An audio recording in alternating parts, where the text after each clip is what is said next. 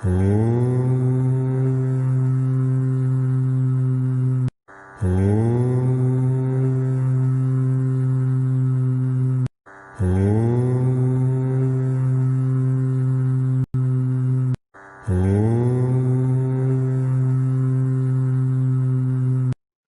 students, welcome to YouTube session. In this session, we are going to discuss on the chapter arrays. So in a computer language, when we need to store the large collection of elements and we want to perform the operations on that given data items, then we use the concept of arrays. So array is an homogeneous collection of elements which is having same name and same data type. When we say homogeneous, we mean to say it is a similar kind of elements which is having same name and same data type. Let us assume if we want to use 100 variables, and for all the 100 variables, we need to initialize one value. So before using that 100 variables in a program, we need to declare it first. So it is very tedious for us to declare all the 100 variables and to assign one value for that. So in order to overcome that one, we are using the concept of array. So array is an homogeneous collection of elements which is having same name and same data type. Now let's see what are the array fundamentals. As we are saying, array will be helpful in storing the large collection of elements. So each of these elements will be numbered from 0, 1, 2 and so on up to n minus 1. These numbers are called as indices or subscripts. These numbers are called as indices or the subscripts. These numbers are used to store the position of the element within the array. So whenever we use the name array, we have to access the array with the name as a of 0, a of 1, a of 2 and so on up to a of n minus 1. Here a indicates the name of the array, 0, 1, 2 and so on up to n minus 1 indicates the position of the element in an array. So a of 0 is the name of the first element which is present at the position 0. Whereas a of 1 is the name of the second element present at the position 1 and so on. So in general, we can say a of I is the element present at the position I. So array is an homogeneous collection of elements which is having same name and same data type. All the array elements will be having the same name and each of the element will be numbered from 0 to n minus 1 and these numbers are called as indices. Now let us see memory representation. Whenever we declare a variable, each variable will be allocated with one memory space. But when we declare or when we use a variable, the memory will not be allocated continuously. Wherever the memory space is free, there the variable will be allocated with the memory block. But whereas in case of arrays, as we say, it is a large collection of elements, so it is going to allocate the contiguous or the continuous block of memory space. So as you can see in the example, we are considering here 5 elements. So all these elements are stored at a contiguous memory allocation. And all these elements are having the name as A. And 0, 1, 2, 3 and 4 indicates the subscripts or positions, or we can say they are the indices for each element. Next is the memory address. So each element has to be stored at one memory location. So you can see A of 0, which is having the element as 23, is stored at the memory location 1001. That is the address of the element A of 0. Next, we have taken A of 1, which is having the value as 44 and it is stored at the memory location 1003. Similarly, the last element, which is holding the value as 46, and the position of that element is 4, since it starts from 0 and ends with n-1. So even though we are having 5 elements, it is having the last subscript or the position as 4 here, and the address of that element will be 1009. So here for all the 5 elements, it is going to allocate the contiguous block of memory allocation.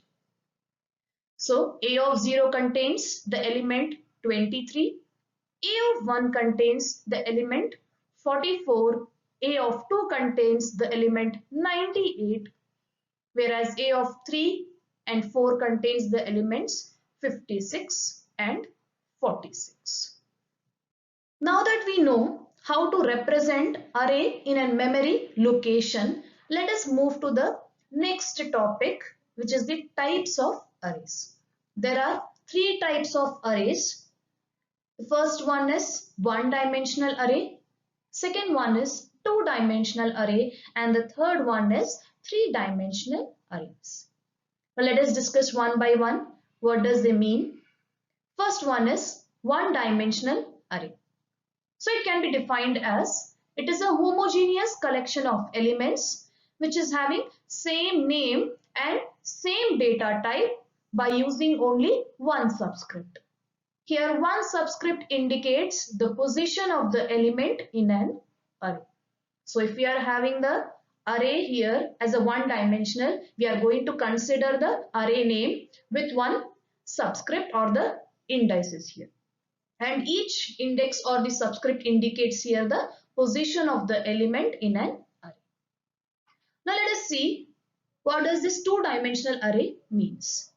Two-dimensional array, it is also a homogeneous collection of elements which is having same name and same data type but with two subscripts. Here the first subscript indicates the row size and second subscript indicates the column size. This two-dimensional array is used for matrix.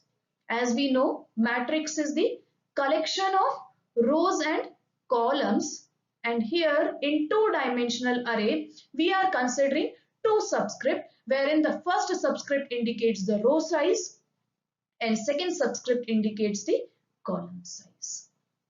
Now let us see what is the third one means, that is the multi-dimensional array.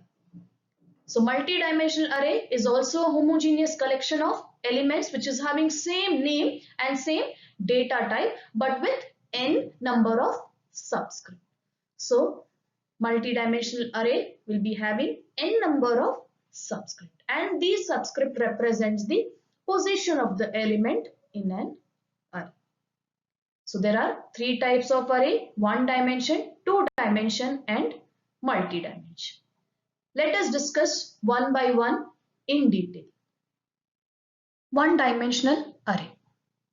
One-dimensional array, it is an homogeneous collection of elements which is having same name and same data type with only one subscript.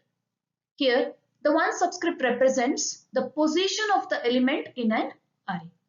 Like other variables, the array should also be declared in a program before it is used. An array can be defined by specifying the data type followed by the name of the array and then the size of the array. So first we are going to mention the data type, then the array name and followed by the size of the array. The number of elements that can be stored in the array is called as the size of the array. The size of the array must be an integer. So one-dimensional array, it is a collection of elements which is having same name and same data type with one subscript, and it can be defined by specifying the data type followed by the name of the array and the size of the array. Now that we have seen what is one-dimensional array, let us see how to declare one-dimensional array.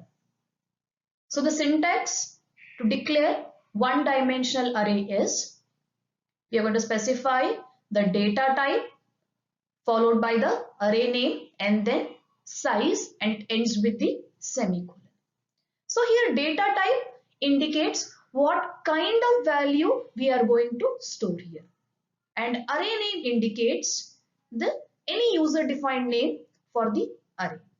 And the last one is the size, which indicates the maximum number of values that we can store in an array. Now let us see the example. We have taken the data type as integer and the array name as A with the size as 5.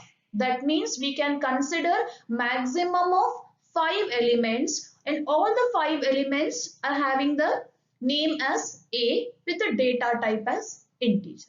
So as you can see in the diagram, we have taken the array name as A, and the first element begins with the position 0 and ends with the n minus 1, which is nothing but 4. As it begins with the 0, it will end up with the n minus 1 position.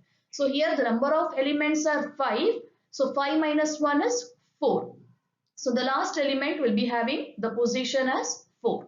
And each element is stored with one value here, like 10, 25, 26, 30 and 22. So A of 0 is the first element and A of 4 is the last element in an array. So this example defines an array A which will store 5 elements, and all the 5 elements are of the data type int here. Once you declare an array, the next one is we need to initialize the one-dimensional array. So values can be assigned during the declaration itself. Now let us see how to initialize one-dimensional array. The syntax is data type, array name, size of the array, then assignment operator, set of values, and it ends with the semicolon.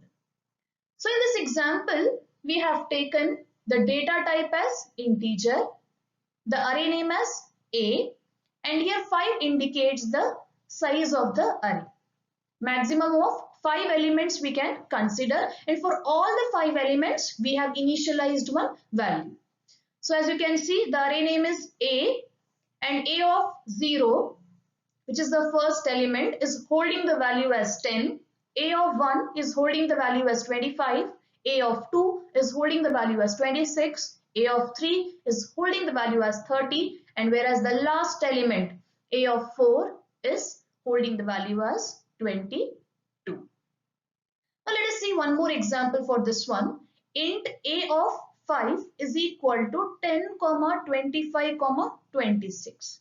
So as you can see, the size of the array is 5 here, but the values what we have stored here is only 3.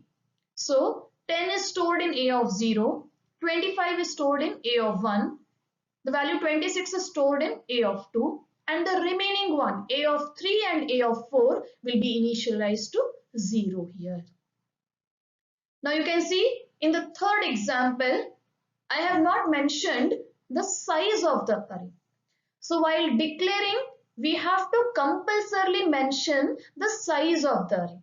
But whereas when you are initializing, you can omit the size of the array. So how this size of the array will be known? It is based on the number of elements that we have initialized. So you can see in the example, int A of, we have not mentioned the size, then assignment operator, and in the brackets we have considered 5 values. So based on the 5 set of values what we have initialized, it is going to consider the size of the array. So these are the different types of initializing one-dimensional array. So when you are using the concept of array, we need to first declare the array, then we can initialize the array, and finally we can store and access the elements. Let us consider the declaration as int A of 5. So here maximum of 5 elements we are considering, and all elements are of the type integer. So 5 elements can be read and stored into the array through the input device by writing the following program segment. So let us see. We have written C out, enter the elements. So this statement will be displayed on the output screen saying that we have to enter the elements. When you declare a single variable and you want to store a value, you will just mention cin object, operator and the variable name. But when we want to store the large collection of elements, then we have to consider one of the looping construct. So here we have considered one of the looping construct, which is nothing but the for loop. So we have taken for I is equal to 0, I is less than 5 and I plus plus. So here we are initializing the I value to 0. Then we are comparing 0 with the condition, that is 5 here. If it is less than 5, if the condition is true, then it is going to accept one value for the A of 0.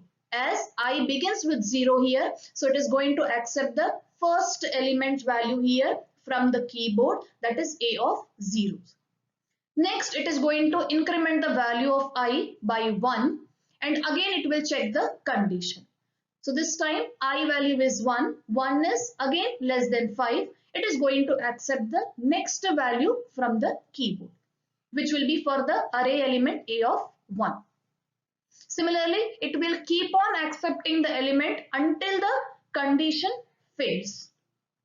Once the condition fails, it will come out of the loop and it will jump to the next statement which is there in the program. Next we have written cout entered elements are. Again, when you want to display more than one element, then you can again consider the looping construct. So here for loop, initially I is set to 0. Condition we are checking. 0 is less than 5. The condition is true here. So once the condition is true, it is going to display the first value which you have read from the keyboard. Now suppose if I have read the values as 10, 20, 30, 40 and 50. So here initially I is set to 0. It will check the condition. Once the condition is true, it is going to display the first value. Similarly, again I get incremented, I will become 1. Again it checks the condition. Again when the condition is true, it will display the next element. So it will keep on displaying the elements until the condition fails. So when you want to display or when you want to read the array elements, you have to do this by considering one of the looping construct. Now let us consider the sample program. The program name is to read the elements into the array and print the elements. So in this program, we are going to consider the size of the array. That is how many elements you want to read and you want to print. After considering the size of the array, next is we are going to read the array elements. Here we are not initializing any value. Instead of that, we are accepting the values from the keyboard. Once you read the array elements, the same elements we have to display on the output screen. So let's see how to write this program now. So first we are going to begin with the header files. Two header files we have considered here. Hash include iostream.h and hash include conio.h. Hash include iostream.h stands for input output stream. So the objects like cout and cin are stored in the header file iostream.h, input output stream.h header file. Next header file is conio.h, which stands for console input output header file. So the functions like clear screen, getch, they are stored in the header file conio.h. So these are the mandatory header files which we have to include while writing the C++ program. Next we have written void main. As we know, execution always begins from the main function, and each and every program is having one main function. So after writing void main, the first step is we are going to declare all the variables. So you can see we have declared a of 50, I and n, which are of the type integer. So before using these all variables in a program, we must declare these variables. So a of 50 is a one-dimensional array. That means maximum of 50 elements we can consider, and all the elements are having same name here. And the data type for that is integer. Then we have taken I and n, even they are of the type integer. Next, we have written clear screen. Clear screen indicates whenever you run your output, whenever you execute your output, each time the output screen has to be clear. That is the reason we are using clear screen. And each and every statement you can see, students, it is terminated by the semicolon. Next is we have written Cout, enter the size of the array. That means how many elements you want to read. Maximum size they have given as 50. Out of 50, how many elements you want to read? The maximum is 50. Either you can read all the 50 elements or less than that. It is dependent upon the user requirement. So n value will be depending upon the user. So I'm going to accept n value with the help of the keyboard. Next is, since we are reading the large number of elements or the large collection of elements here, so we are going to consider one of the looping construct. So enter the array elements. So once you get to know the size here, next is based on the size, you are going to read the array elements one by one with the help of the keyboard. So for that we have taken the for loop. For initially I is set to 0. Next we are going to check the condition and then we are going to accept one value. And then we'll increment the I value by 1 and again it will check the condition. So this condition checking will continue and it will be keep on accepting the values until this condition fails. Once the condition fails, it will come out of the loop and it will execute the remaining statements that are there in the program. The next statement is the elements are. Now, after reading all the elements one by one, you are going to display the same elements on the screen. So since again you are displaying more than one element here, so again we have considered the looping construct for. So initially I is set to 0. You are going to check the condition. If the condition is true, it is going to display the element. So it will keep on displaying the elements until the condition is failed. And then get ch. So if you press any of the character, get ch means get a character. If you press any of the character, it will come out of the program. It will exit the program. Now you can see the output there. Enter the size of the array. So first, out of 50 elements, we want to have only the 5 elements. So we have considered the size of the array as 5. Once we get to know the size of the array, next is you are going to read all the array elements one by one. So size of the array is 5. So we are going to read here 5 array elements. So within the for loop, it will keep on reading the array elements 10, 20, 30, 40 and 50. Once the condition fails, it will come out of the loop and then it is going to display the elements are. So within the for loop, it will keep on checking the condition and it will display the elements one by one. Once the condition fails, it will come out of the loop and the element displayed are 10, 20, 30 and 40. The elements which you have read from the keyboard, the same elements they have displayed. So in this program, first we are going to accept the n value, then we are going to read the array elements within the for loop, then using the same for loop we are going to accept or display the elements here. Students, let us see the next example. Here we are going to find the sum and average of n numbers of the array. So we are going to accept the size of the array. Based on the size of the array, we are going to read the array elements, and finally we are going to find the sum and average of n array elements. So let us see how to write this program. We have considered here three header files: iostream.h, which stands for input output stream header file, which includes the two objects here, cin and cout. So cin for reading the values and cout for displaying the values. Next header file is hash include conio.h, console input output header file.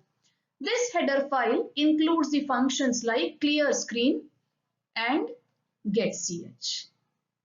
And the last one is iomanip.h, input output manipulator header file. It includes the functions like setw, setfill, etc. So when you want to format your data, when you want your data to be represented in a particular format, then we can go for setw and setfill function, which are stored in the header file iomanip.h. After that, we have written void main. As we know, execution always begins from main function. Then we have taken a of 50, I, n and sum, which are the variables which we are going to use in the program. And all the variables are of the type here integer. So a of 50 is the one-dimensional array. I, n and sum are of the type integer. One more variable we have taken here, that is average, which is of the type float. That means we are going to get the decimal values for this variable. Then next step is we are going to consider the size of the array. So how many elements to be entered? With the help of the keyboard, I am going to read the n value, cin n. I am going to accept the n value.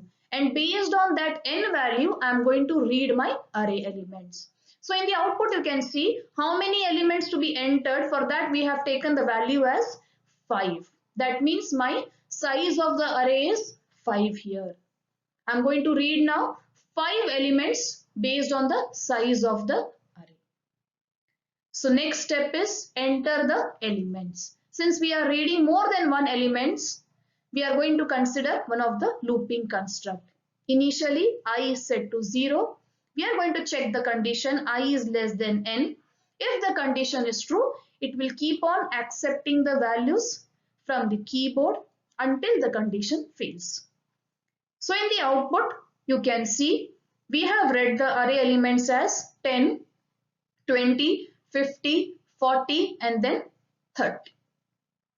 Next we have set sum is equal to 0, as we need to find the sum of n number of the elements here.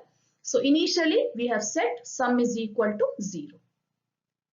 Since we have to find the sum of n numbers here, again we are going to consider the looping construct.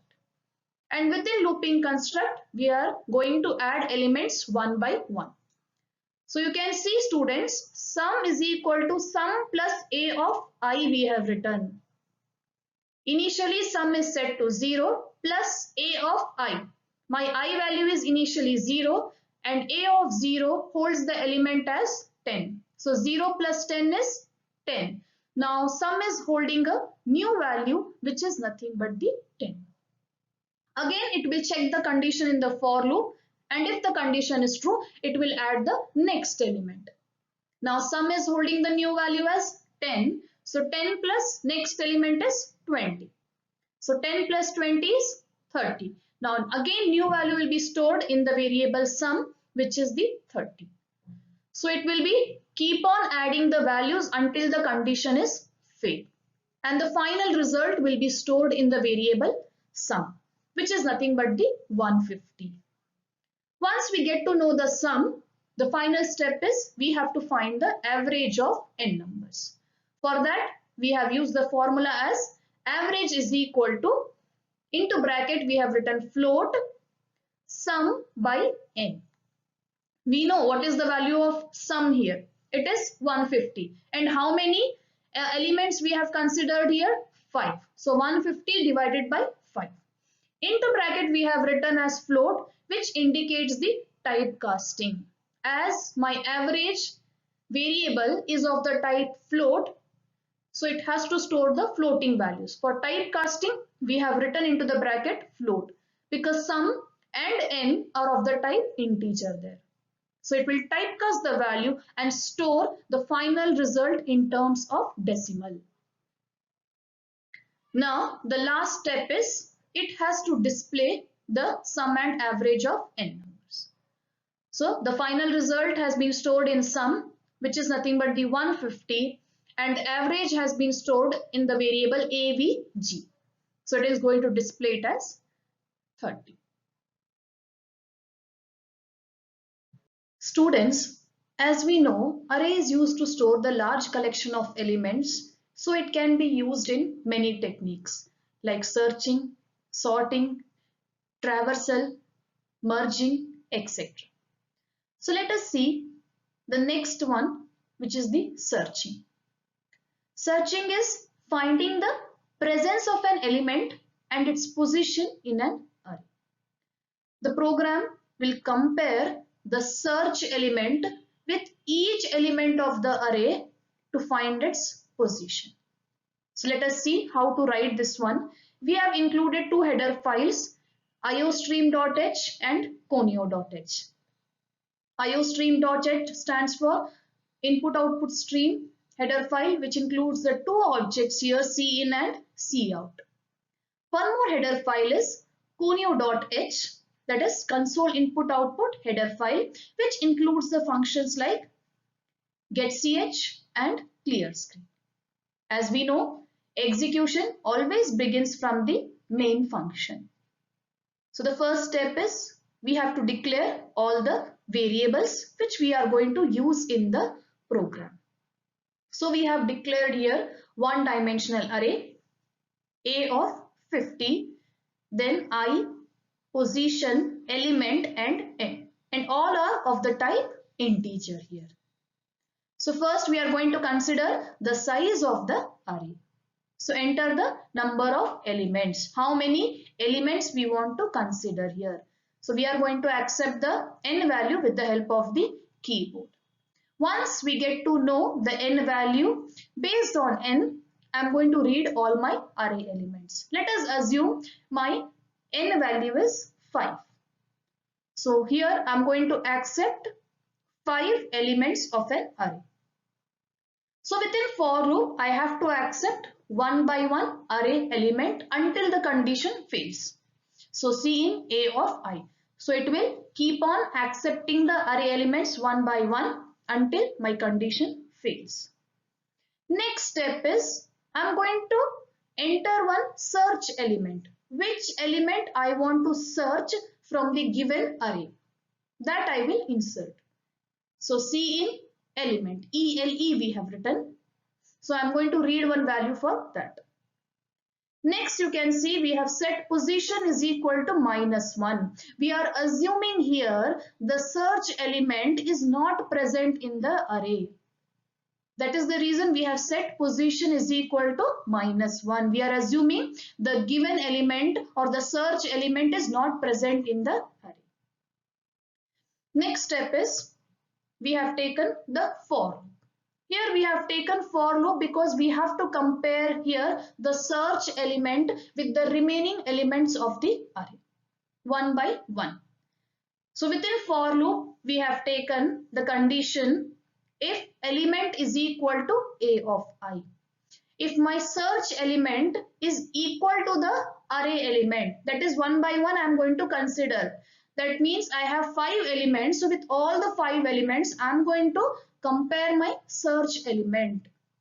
If it is equal to that element, it is going to set my I position to POS. And then it will break. It will come out of that particular block. If it is not so, again it will check the condition and again it will compare with the next element. And this will be done until my condition fails. Once my condition fails, it will come out of the block. At the same time, if the element is found, it will set the I position to POS. Next step is if position is greater than or equal to 0. If my position is found greater than 0, then it will display at which position the element has been found. Otherwise, it will display the search element is not present in the array. So this is regarding the searching technique. So first we are going to read the n value. Next, based on the n value, I am going to read the array elements one by one. Then we are going to read the search element, which element I want to search in the given array. Initially, I will be setting position is equal to -1, assuming that the element is not present in the array. Since we have to compare the search element with all the elements in the array, we need to consider the for loop. And within for loop, I have to check the condition whether my search element is equal to the array element. If it is so, it will set the I value to position, that is POS, and it will come out of the loop. If my position is greater than 0, then it will display at which position the element is present in the array. Otherwise, it will display the search element is not present in the array. We have seen few examples based on one-dimensional array. Now let us just briefly review what all points we have covered in this session. The first one is the definition of the array. So as we know, array is a homogeneous collection of elements which is having same name and same data type. And it is used to store the large collection of elements in a contiguous memory allocation. Next, we have seen regarding the types of the array. One-dimensional array, two-dimensional array, and multi-dimensional array. We have discussed in detail regarding the one-dimensional array. So one-dimensional arrays, it is a homogeneous collection of elements which is having same name and same data type but with one subscript. Subscript indicates the size of the array. In one-dimensional, we have studied the declaration of the one-dimensional array. And the syntax for that is the data type, the array name, then the size of the array, and it ends with the semicolon. Once you declare the array, the next step is initializing the value. The syntax is data type, the array name, the size of the array, then assignment operator followed by set of values. So once you declare, you can assign or initialize the value for the array elements using the assignment operators. And final step is accessing. As we know, array is used to store the large collection of elements. So whenever you want to access, that means when you want to read or print the array elements, you have to use one of the looping construct. And within looping construct, you can read or print the array elements. And then we have seen the examples on arrays. Based on this session, here are the few questions which you can have for your reference. All the best, students.